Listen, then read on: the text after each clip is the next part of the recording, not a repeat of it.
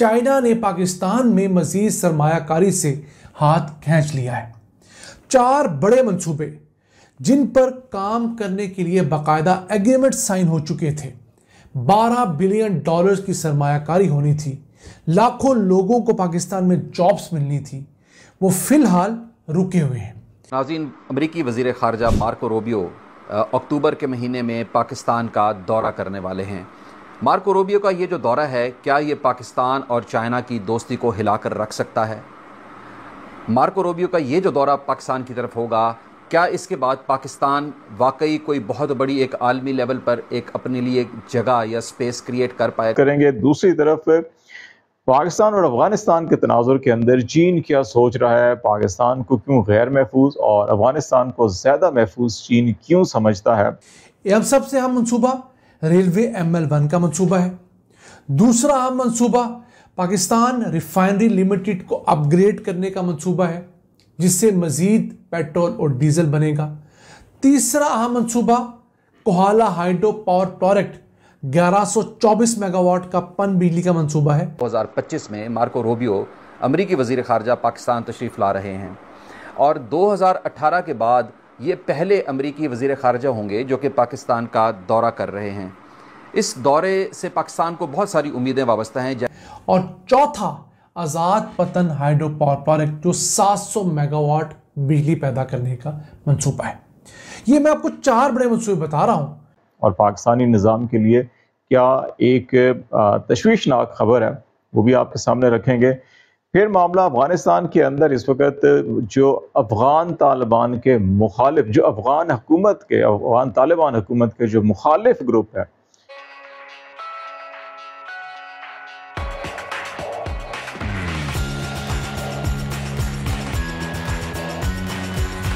उनके रहनुमाओं की पाकिस्तान में कॉन्फ्रेंस को लेकर अमेरिका के अंदर काफ़ी तहफ़्फ़ुज़ात पाए जाते हैं और अमेरिका ने पाकिस्तानी हुक्काम के लिए एक सख्त वार्निंग भी जारी की है। जैसे कि हमेशा किसी भी वज़ीर ख़ारजा या वज़ीर ख़जाना जो अमेरिका के हों और पाकिस्तान आ रहे हों तो उम्मीदें होती हैं, बिल्कुल वैसे ही पाकिस्तान को बहुत सारी उम्मीदें हैं। ख़ास तौर पर जो अमेरिका के साथ एक डील पाइपलाइन में चल रही है जिसका ताल्लुक गैस और तेल और मादनी ज़खायर से है, उसमें काफ़ी हद तक उम्मीद है कि बात आगे बढ़ेगी और हो सकता है कि बात एक फ़ाइनल स्टेज पर आ जाए। अब आपको यहाँ पे ये बताता चलूँ कि अक्टूबर में मार्को रूबियो आ रहे हैं और सितंबर में शहबाज शरीफ भी अमेरिका जा रहे हैं अक़वाम मुत्तहिदा के इजलास में शिरकत करने के लिए। तो मेरा ख्याल है कि पाकिस्तान ने ये सफारती तौर पर एक बहुत अच्छी चाल चली है कि उसने मार्को रूबियो को राज़ी किया कि वो अक्टूबर में पाकिस्तान का विज़िट करें, क्योंकि उससे पहले शहबाज शरीफ जाकर काफ़ी हद तक कुशन क्रिएट कर चुके होंगे, स्पेस क्रिएट कर चुके होंगे कि जब मार्को रूबियो आएँ तो चीज़ें बिल्कुल फ़ाइनल स्टेजेस पर पहुँच जाएँ और ज़्यादा से ज़्यादा पाकिस्तान फ़ायदा उठा सके। अब मार्को रूबियो का ये जो दौरा, जिस तरह मैंने बताया आपको कि काफ़ी हद तक सरमायाकारी की इसमें उम्मीदें हैं और ख़ास तौर पर ये जो मैंने आपको बताया था कि तेल और मादनी ज़खायर का जो मामलात हैं, उसमें उम्मीद ये की जा रही है कि 2026 तक अमेरिका पाकिस्तान में $500 अरब की जो है वो सरमायाकारी कर सकता है।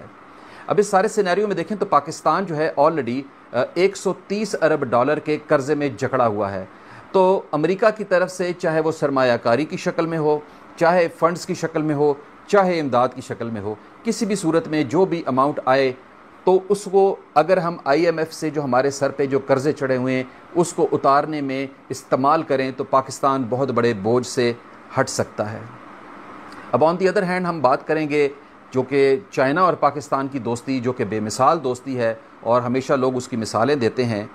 तो दोनों ममालिक के बीच में एक कुछ अरसे से जो एक तलखी नज़र आई है वो ये है कि CPEC दोनों ममालिक ने मिलकर एक ख्वाब सेंचा और सोचा ये था कि ये जो CPEC होगा ये दोनों ममालिक को उस स्टेज पर लेके जाएगा जो कि उनकी अल्टीमेट पोजीशन है। चाइना एक और लेवल पे चला जाएगा और पाकिस्तान अपने लेवल से बेहतर हो जाएगा। लेकिन अनफॉर्चुनेटली पाकिस्तान में सिक्योरिटी रीजंस, करप्शन, जो पॉलिटिकल पार्टीज़ का बार बार चेंज होना, हुकूमतों का चेंज होना, ब्यूरोक्रेसी के हथकंडे और उसके बाद फिर ख़ास तौर पे जो चाइनीज़ के ऊपर, ख़ास तौर पे जो उसके मंसूबों के ऊपर जिस तरीके से BLA के अटैक्स हुए हैं और चाइना को टारगेट किया गया है, ये मेजर रीज़न्स थे कि चाइना ने आहिस्ता आहिस्ता अपना हाथ जो है माशी जितने भी उसके मंसूबे थे उससे उसने उठा लिया। और 2021 से उसने इस जो इन्वेस्टमेंट है पूरे साल की जो वो करता है सीपेक के मामले में, वो कम करते करते अब 2025 में सालाना तौर पर 45% उसने कम कर दिया है। कहाँ वो पहले कर रहा था, क्योंकि जो डील हुई थी वो हुई थी तकरीबन 72 और आप इसको कह सकते हैं कि 38% की एक डील थी कि 72% जो है वो डाला करेगा, इन्वेस्टमेंट करेगा चाइना और बाकी जो रिमेनिंग है वो पाकिस्तान करेगा। अब वो गिर के 45% तक आ चुकी है और उसका रीज़न्स मैंने आपको बड़े ऑब्वियस बता दिए हैं। तो अब एक नज़रिया देखा जाए, एक एंगल देखा जाए तो शायद पाकिस्तान ने अमेरिका की तरफ ये जो झुकाव दिखाया है उसका एक रीज़न ये भी हो सकता है कि पाकिस्तान को नज़र आ रहा है कि चाइना ने अपनी सरमायाकारी को किस तरह रिड्यूस कर लिया है और पाकिस्तान अमेरिका के साथ अगर तल्लुकात अच्छे रखता है तो इमदाद की शक्ल में, फ़ंड्स की शक्ल में, सरमायाकारी की शक्ल में जो अमाउंट आए वो इसी सीपेक में इन्वेस्ट किया जाए ताकि इस सीपेक का जो ख्वाब है उसको फाइनली कंप्लीट किया जाए। इस पर भी हम बात करेंगे। पहले आ जाते हैं हम चीन के 3 साल के बाद एक नुमाया पॉलिसी शिफ्ट जो हमने देखा, वो पिछले 3 साल में चीन और भारत के दरमियान कोई बड़े लेवल का कोई विजिट नहीं था। मतलब इंडियंस जो है कि वो चीन का विजिट कर रहे थे, लेकिन चाइना की तरफ से इंडिया कोई भी उनकी लीडरशिप नहीं आ रही थी। तो ये पहला मौका है 3 साल के बाद उनके वज़ीर ख़ारजा इंडिया का दौरा करने आए हैं। वहाँ भी उन्होंने इंडियन वज़ीर ख़ारजा से मुलाकात की है, इंडियन नेशनल सिक्योरिटी एडवाइज़र से बात की है और इंडियन प्राइम मिनिस्टर से मुलाकात की है। इन मुलाकातों के बाद जो बयानात जारी किए गए हैं उनके अंदर 4-5 चीज़ें बड़ी अहम हैं। एक तो इस दौरे में ये कहा गया कि जनाब सरहद पार दहशतगर्दी का मामला, और ये इंडिया जब सरहद पार दहशतगर्दी का मामला बात करता है तो वो जहाँ एक तरफ पाकिस्तान का मामला है वहाँ चाइना की तरफ भी वो इशारा करते हैं, क्योंकि आपका जो रियासत जम्मू कश्मीर के 3 एरिया, एक पाकिस्तान के कंट्रोल में, एक इंडिया के कंट्रोल में है और एक हिस्सा इसका जो है वो चाइना के कंट्रोल में है और उन सरहदों के ऊपर भी चाइना की और इंडिया की झड़पें होती रहती हैं। तो वहाँ से भी सरहद पार टेररिज्म की वो ये बात करते हैं। तो उस तनाजुर में फिर सरहदों पर कशीदगी जो है, पाकिस्तान इंडिया की कशीदगी भी है और इंडिया और चाइना की कशीदगी भी है, उस हवाले से भी आप ज़हन में रखिएगा। और फिर जहाँ पे पाकिस्तान ये तहफ़्फ़ुज़ात का इज़हार करता है इंडिया के हवाले से कि वो इंडिया जो है वो कश्मीर में डैम बना रहा है और पाकिस्तान का पानी रोक रहा है, वहीं पे इंडिया को चाइना से ये गिला है कि इंडिया जो चाइना है वो इंडिया में जो दाखिल होते हैं चाइनी इलाके से दरिया, उनके ऊपर डैम बना रहा है और बिलखसूस जो है कि वो ब्रह्मपुत्रा रिवर के ऊपर जो डैम बन रहा है उसके ऊपर उनके जो है काफ़ी तहफ़्फ़ुज़ात हैं वो भी। और फिर SCO कॉन्फ्रेंस जो भी गुज़श्ता वीलाग में हमने बात की थी कि वो चाइना में हो रही है, वो भी डिस्कस हुआ। और फिर Taiwan policy, Pakistan one China policy को मुसलसल हम सपोर्ट करते हैं और इंडिया जो है वो ताइवान के हवाले से उस तरह से वन चाइना पॉलिसी को सपोर्ट नहीं करता। ताइवान के साथ उनके जिस तरह से सियासी, सफारती और सकाफती और इकनॉमिक टेक्निकल रिलेशन है, उस तनाज़ुर में जो इंटरेस्टिंग इस वक्त स्टेटमेंट, जो चाइनीज़ स्टेटमेंट जारी हुआ है उसके अंदर उन्होंने कहा जी कि इंडिया ने पहली बार वन चाइना पॉलिसी को जो है वो सपोर्ट किया है।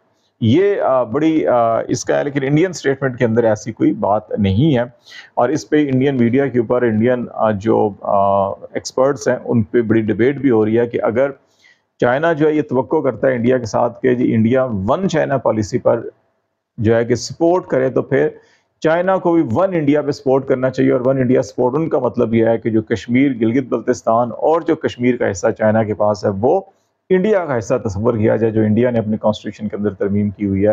तो ये एक जो वहाँ पर इस वक्त जो चाइनीज स्टेटमेंट के मुताबिक जो डेवलपमेंट हुई है, वो जो क्लोज डोर मीटिंग है उसमें इंडिया ने ये अंदिया दिया है कि वो वन चाइना पॉलिसी की सपोर्ट कर सकता है या करेगा। ये एक जुमला जो है कि चाइनीज स्टेटमेंट के अंदर मौजूद है। आपकी क्या राय है, कमेंट करें और शेयर करें। यदि आप चैनल पर नए हैं तो चैनल को सब्सक्राइब करें। वीडियो पसंद आए तो लाइक, कमेंट, शेयर करें। जय हिंद, वंदे मातरम।